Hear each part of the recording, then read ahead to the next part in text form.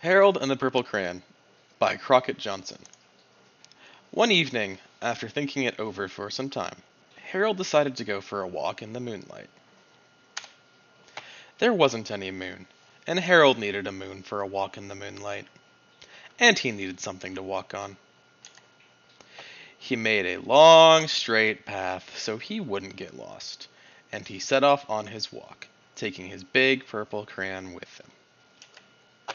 But he didn't seem to be getting anywhere on the long straight path, so he left the path for a shortcut across a field, and the moon went with him. The shortcut led right to where Harold thought a forest ought to be. He didn't want to get lost in the woods, so he made a very small forest with just one tree in it. It turned out to be an apple tree. The apples would be very tasty, Harold thought, when they got red. So he put a frightening dragon under the tree to guard the apples. It was a terribly frightening dragon. It even frightened Harold. He backed away.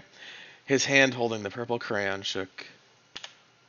Suddenly, he realized what was happening, but by then, Harold was over his head in an ocean. He came up thinking fast, and in no time he was climbing aboard a trim little boat. He quickly set sail, and the moon sailed along with him. After he had sailed long enough, Harold made land without much trouble. He stepped ashore on the beach, wondering where he was. The sandy beach reminded Harold of picnics, and the thought of picnics made him hungry. So he laid out a nice, simple picnic lunch. There was nothing but pie, but there were all 9 kinds of pie that Harold liked best. When Harold finished his picnic, there was quite a lot left. He hated to see so much delicious pie go to waste. So Harold left a very hungry moose and a deserving porcupine to finish it up. And off he went, looking for a hill to climb to see where he was. Harold knew that the higher up he went, the further he could see.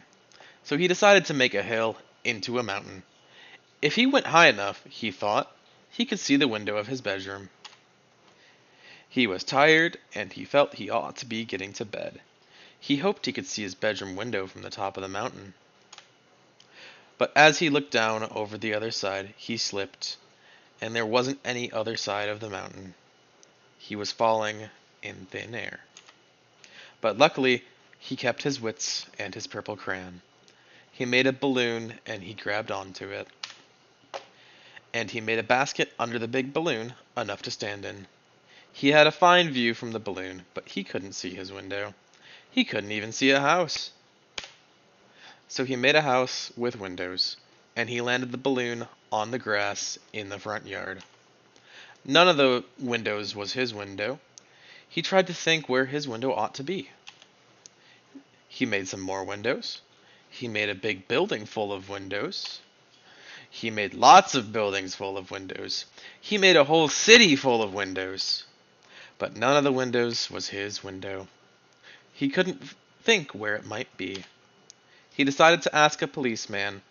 The policeman pointed the way Harold was going anyways, but Harold thanked him. He walked along with the moon, wishing he was in his room and in a bed. Then suddenly Harold remembered. He remembered where his bedroom window was when there was a moon. It was always right around the moon. And then Harold made his bed. He got in it, and he drew up the covers. The purple crayon dropped on the floor, and Harold dropped off to sleep. The end.